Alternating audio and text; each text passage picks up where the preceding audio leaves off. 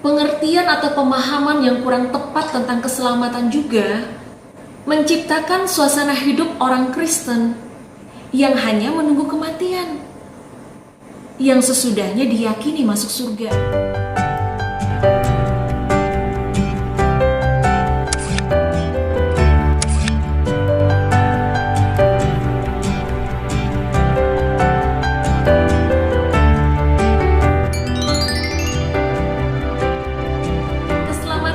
Proses dikembalikannya manusia kepada rancangan Allah yang semula.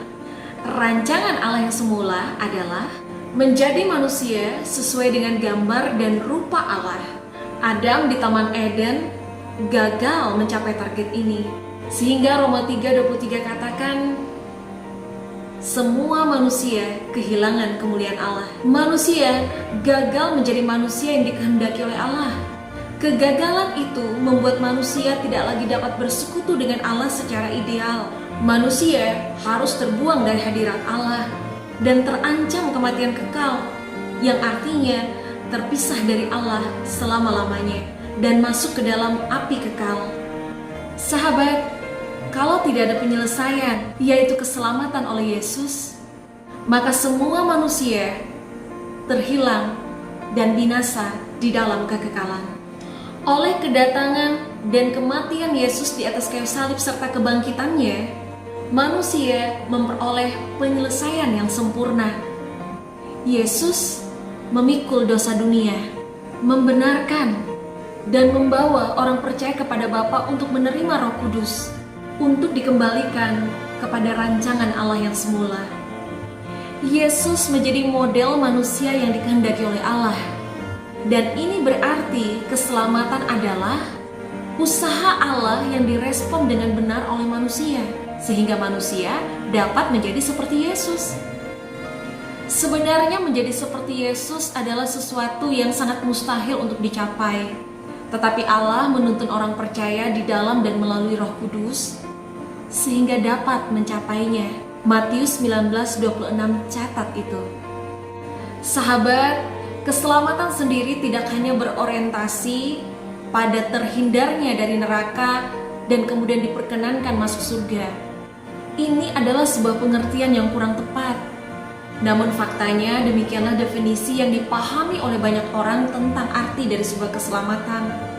Pemahaman yang kurang tepat ini mencenderungkan orang Kristen tidak menyadari tuntutan keselamatan yang dikehendaki oleh Allah, bahwa kita harus dikembalikan kepada rancangan Allah yang semula, yaitu sempurna seperti Bapa dan serupa seperti Yesus. Ketidaktepatan pengertian tentang keselamatan ini seringkali mengunci banyak pikiran orang Kristen, sehingga membangun asumsi bahwa tidak perlu ada perjuangan dalam keselamatan, sehingga tidak ada respon yang memadai terhadap anugerah keselamatan yang telah Allah sediakan.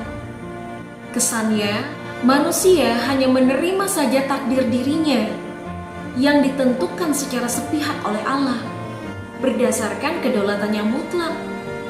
Dan bila pemahamannya sudah seperti itu, sahabat, maka sulit sekali menempatkan tanggung jawab manusia secara profesional dalam meresponi anugerah Allah.